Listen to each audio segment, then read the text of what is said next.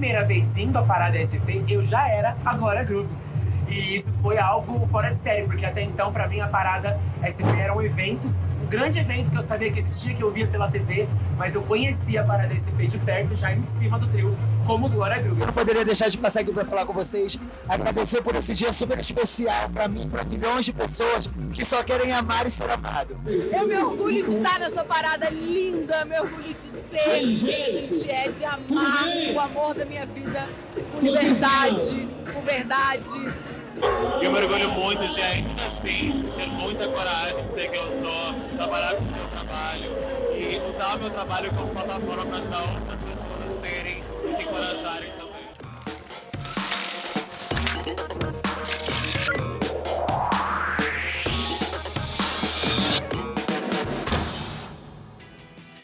Que abertura incrível do Pop Verso hoje. Claro que teve Pop Verso na parada também aqui em São Paulo. O Arthur do nosso time estava lá, gravou esses depoimentos. Ele vai estar aqui no estúdio hoje também para falar com a gente sobre esse evento. Depois de anos de pandemia, a Parada Gay aconteceu aqui em São Paulo. Mas vamos começar de olho no noticiário, porque nesse fim de semana a gente viu a Colômbia elegendo o próximo presidente, o Gustavo Petro. O primeiro presidente de esquerda da Colômbia. Além disso, tem também a Francia Márquez Mina, que é a primeira mulher negra a ocupar o cargo de vice-presidente. Mas aqui no Pop Verso, o que a gente faz? A gente pega o noticiário, dá uma olhada nas notícias, no que é relevante, e a gente traz o nosso olhar. E hoje a gente vai falar sobre um fenômeno, uma mudança de comportamento, de repente, em processos eleitorais, que é o uso das redes sociais. Para ajudar a gente já começa o programa hoje com um entrevistado. O Tanguy Bagdadi está aqui, ele que é professor de política internacional e tem um podcast também, o Petit Journal, que é um podcast que a galera aqui do Pop Verso gosta muito, viu? Isso aí, que bom, fico orgulhoso. Bom, vamos continuar então falando sobre as eleições lá na Colômbia, Tanguy. Por quê? A gente está falando desse fenômeno das redes sociais. Então, de um lado a gente tinha o Gustavo Petro, que acabou sendo eleito, e do outro lado, o Rodolfo Hernandes, que ele até dizia que ele era o rei do TikTok, né? Então, essa mudança de comportamento até dos candidatos mesmo em usar as redes sociais, ela é uma mudança de comportamento que vem acontecendo desde quando exatamente? A gente consegue mapear isso? É difícil dizer, Mari, exatamente desde quando, mas a gente sabe que é a partir do momento em que todo mundo passa a ter acesso à internet de maneira rápida, fácil, né? E o fenômeno do celular, né, na mão de todo mundo ali, acaba trazendo um impacto muito grande. Mas algumas campanhas ficaram muito marcadas exatamente por esse fenômeno, né? Uma delas foi a campanha do Obama nos Estados Unidos, né? Então, quando ele foi eleito lá em 2008, a gente já teve uma participação muito grande de recursos digitais, de internet, de redes sociais. Então, a partir dali, a gente pode dizer que se torna uma tendência e acho que não tem mais como voltar atrás. Assim, o gênio não volta para a lâmpada. Isso aí vai ser uma realidade para sempre nos pleitos eleitorais, vai ter ajuste para um lado ou para o outro, mas acho que veio para ficar de forma definitiva. É engraçado, né, a gente falando sobre isso, e realmente não é esse caso isolado, né? A Colômbia não é um caso isolado, porque aqui no Brasil também a gente já viu acontecer algo parecido. E aí, por que os candidatos, então, eles estão tão interessados nessas redes sociais para fazer a campanha? É um jeito também de reforçar a relação com o público, né? Porque até então a gente tinha aquele movimento ali dos minutos que você tem de televisão, da campanha que você faz na televisão. Agora você tem esse contato que é o tempo inteiro, a hora que você quiser, né? Então você tem muito mais possibilidades de estar em contato com as pessoas que você quer atingir. Não apenas isso, Mari. Esse é um elemento, claro que é. Então, você tá muito mais presente, você está alimentando muito mais a sua base, conversando com indecisos. Então, esse é claro que é um elemento importante, talvez o mais importante. Mas tem um outro que, às vezes, a gente presta pouca atenção, que é a capacidade que a campanha ela tem agora de ser absolutamente personalizada. Antes, a gente via campanhas eleitorais que aconteciam, por exemplo, no horário eleitoral gratuito, em que o candidato ele tinha que falar uma mensagem para todo o público. Ele colocava um outdoor na rua, era uma mensagem apenas para o público inteiro. Hoje, um candidato ele consegue falar com especificamente uma dona de casa e falar sobre aquilo que assusta a dona de casa. Ao mesmo tempo que ele fala com o trabalhador, ele fala com pessoas do setor de serviço, ele consegue falar com cada um dos grupos de pessoas de maneira absolutamente personalizada. Isso tem um peso enorme nos processos eleitorais no mundo inteiro. E tem o caminho inverso também, né, Tanguy? Que é o eleitor se sentir mais próximo, de repente, até para cobrar alguma coisa. Então, depois desse processo eleitoral, depois que um candidato ele é eleito, aí a relação de fato continua e é também uma mudança de relação entre eleitor e presidente, ou seja, qual for o cargo. Como você acha que esse fenômeno das redes sociais mudou a relação da sociedade mesmo com a política? Mari, uma coisa que eu acho que a gente pode vislumbrar o tempo todo, em tudo quanto é lugar também, é como a política passa a reagir às redes, né? É muito comum, tem sido... Isso, na verdade, sempre aconteceu, mas agora me parece que acontece com uma frequência muito maior, que é quando o governo, qualquer governo quer tomar alguma decisão, ele solta algumas ideias de que aquilo ali poderia ser feito. E vê. Durante muito tempo isso era feito meio de pesquisa, né? Então o governo vai tomar uma medida X, e aí vê qual é a reação das pessoas. Atualmente, quando algum presidente, algum ministro, alguém fala alguma coisa, automaticamente você lê nas redes, né, qual é a reação das pessoas. É uma reação positiva, é uma reação negativa? Isso, claro, tirando todo o ruído, né? O ruído daqueles perfis que não são verdadeiros e o ruído daquele pessoal que vai te apoiar de qualquer maneira, daquele pessoal que vai falar mal de você de qualquer forma. Aqueles que, de fato, mudam de opinião, isso vem sendo medido de maneira muito mais rápida, muito acelerada. Isso pode ser feito diversas vezes no único dia, né? Então, é uma relação que, de fato, se torna muito mais intensa para o bem ou para o mal, né? Existem as consultorias, né, monitorando popularidade de candidato na internet, então, de fato, todo o processo foi adaptado ao que está acontecendo, né? Agora eu queria fazer só uma última pergunta aqui.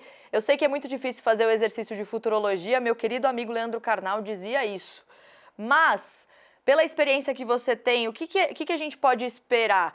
A gente pode esperar mais mudanças de comportamento nesses processos dos eleitores, dos candidatos? De fato,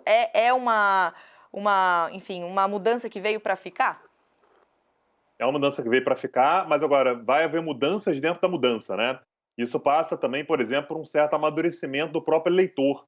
Então, a gente está falando, falei aqui que talvez a primeira eleição que tenha ficado muito marcado, essa ideia do uso das redes sociais, tenha sido 2008, a eleição do Obama. Se a gente for pensar assim, não faz tanto tempo assim, né? São 14 anos é muito pouco. Se a gente for pensar, por exemplo, no eleitorado brasileiro, é ainda mais recente.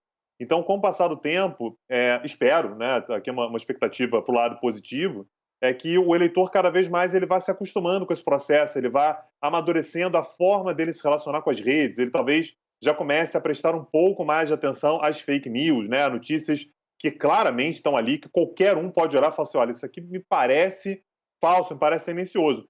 Pode ser que não, tá? É claro que tem muita gente que usa isso com o objetivo da maldade mesmo, né? De manipular o voto, mas, ao meu ver, a gente vai ter mudanças, principalmente no sentido de um certo amadurecimento do olhar que a população, de uma forma geral, tem com relação a essa interação nas redes sociais.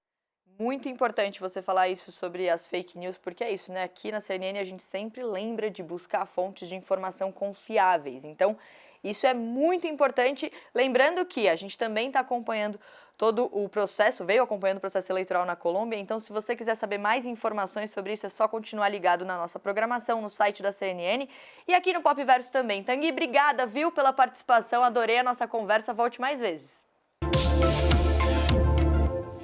Vamos começar hoje falando sobre ela que continua ganhando o mundo. Anitta, dessa vez na França. Ela cantou para 50 mil pessoas no show desse cara que tá aí na foto, que é um cantor francês muito famoso, o Dadju, como é que fala, Léo? Dadju. Tem que fazer biquinho. Sotaque de Leonardo fazendo sucesso aqui também. A Anitta então participou do show dele, eles cantaram uma música que eles lançaram juntos em 2021. Esse show aconteceu em Paris, no estádio do Paris Saint-Germain. Ainda no palco, a Anitta, olha aí, recebeu o certificado de diamante por essa faixa. O que significa isso?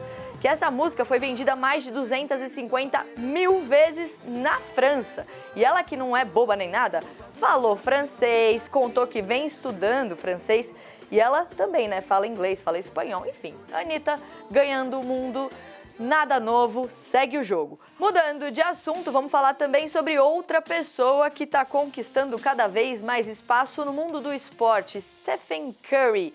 Esse cara, esse nome é um nomaço na NBA. Não à toa, ele agora está numa lista sensacional, na lista lendária de atletas com 4 ou mais títulos da NBA e pelo menos 2 prêmios de jogador mais valioso. Lá nos Estados Unidos eles falam MVP, né? Most Valuable Player. E ele, que inclusive foi campeão da NBA na semana passada com o time dele, o Golden State Warriors. pela quarta vez. Pela quarta vez eu assisti ao jogo, Leonardo também. A gente conversa sobre a NBA e eu vou falar que eu tenho uma relação especial com a NBA porque meu irmão é muito fã. Torce pro Philadelphia 76ers. Que corajoso. Exatamente, não é necessariamente uma alegria torcer pro Philadelphia 76ers, mas tem um carinho muito grande pela NBA e tem um carinho muito grande também pelo Curry, porque ele é sensacional, né, Léo? Cara, o Curry é impressionante. Eu tava assistindo o último jogo das finais, né? E, assim, é simplesmente impressionante, porque você tem que fazer 2 pontos e ele, como quem não quer nada, vai lá e faz 3. E é 3 atrás de 3. Não erra, né? Não erra. Tudo bem que teve Faz um jogo... juiz. em um dos jogos ele tava meio apagadinho, assim, mas a estrela de Curry sempre nunca brilha. deixa de brilhar. Sempre brilha. Agora vem cá, ele tá nessa lista aí, ao lado de uns nomes que a gente conhece pouco. Um tal de Michael Jordan, um tal de LeBron James, Kareem Abdul-Jabbar, tem também Tim Duncan. Magic Johnson. Magic Johnson. Mas aí quando a gente começa a lembrar desses nomes, né, que muita gente conhece, nomes que até quem não acompanha a NBA conhece, né? Então, sim. Magic Johnson, Michael Jordan, mas senti falta aí do Kobe Bryant. Até do Shaquille O'Neal senti falta também. Mas o Kobe faz um pouco mais de falta, né? Porque o Kobe tem 5 títulos da NBA. E aí você olha pra essa lista e você fala, pô, é considerado um dos maiores e melhores jogadores que a NBA já teve. E não tá na lista, mas é porque ele só foi o jogador mais valioso da liga uma vez. E esses outros foram 2 vezes. 2 vezes. Entendi. O Kobe, lembrando, né, que morreu num acidente junto com a filha dele e foi realmente uma notícia muito trágica, não só pro basquete, mas pro esporte, pro mundo inteiro. Léo, a gente tá falando sobre esses nomes que são nomes lendários, nomes que realmente fizeram história. Mas essa galera tá ficando pra trás? Cara, eu não diria pra trás, porque, como você bem disse, eles são lendários. Então eles vão sempre estar lá no topo. Mas tem uma molecada que tá querendo cutucar esse trono de rosto da NBA, de jogador mais valioso, entre outras coisas, há um tempo. E o curioso dessa molecada é que alguns dos principais nomes não são norte-americanos. Eles não nasceram nos Estados Unidos. Eles nasceram fora do país. Então, isso é um movimento que está acontecendo e que está sendo bem legal de acompanhar. E você foi acompanhar, inclusive, na NBA House, né, aqui em São Paulo. Tive o prazer de ir na NBA House, que estava lindíssima. Fui com o Serginho e gravamos um videozinho para explicar melhor esse movimento de mudança dessa cara da NBA, olha só. Embora grandes nomes como Stephen Curry, LeBron James e Kevin Durant ainda estejam atuando na liga, nomes como Giannis Antetokounmpo, Nikola Jokic, Joel Embiid e Luka Doncic estão cada vez mais populares. Isso porque uma onda de novos jogadores vem tomando conta da NBA. E eles não são só novos, eles são estrangeiros. Beleza, salvo poucas exceções brazucas, o Raulzinho e o Didi Lousada, a maioria dos jogadores da NBA são gringos. É que no caso, esses nomes mais badalados da liga não são de nacionalidade norte-americana. Na temporada 2021-2022, pela primeira vez, os 3 finalistas da MVP da liga não tinham nascido nos Estados Unidos. Jokic, atual MVP da liga, bicampeão do troféu, é sérvio. Antetokounmpo é grego. E Joel Embiid é camaronês. Fora que nos últimos 4 anos, o prêmio foi para um jogador internacional. E quando você tem esse domínio internacional numa liga majoritariamente norte-americana, o impacto fora dos Estados Unidos acaba sendo gigante. As assinaturas regionais da plataforma de streaming da NBA, o NBA League Pass, comprovam isso. Elas aumentaram 17% na Sérvia, 9% ano a ano na Grécia e 40% em toda a África. Além disso, de acordo com a NBA, em todos os canais de mídia social da NBA Europa, posts com o Antetokounmpo têm desempenho 100% melhor do que o post médio da rede. A presença de jogadores internacionais na NBA não vem de hoje. A primeira temporada da liga, em 1946, já contava com 5 jogadores profissionais. A questão é que hoje, esse número é muito maior. São 109 jogadores internacionais atuando na liga. E claro, também existem grandes astros norte-americanos já no trono da liga. Também tem gente querendo sentar nesse trono. Mas nunca se teve tanta dúvida de quem será a nova cara da NBA. O que sabemos é que talvez a próxima pessoa a segurar esse troféu aqui vai ter um passaporte diferente do que estamos acostumados.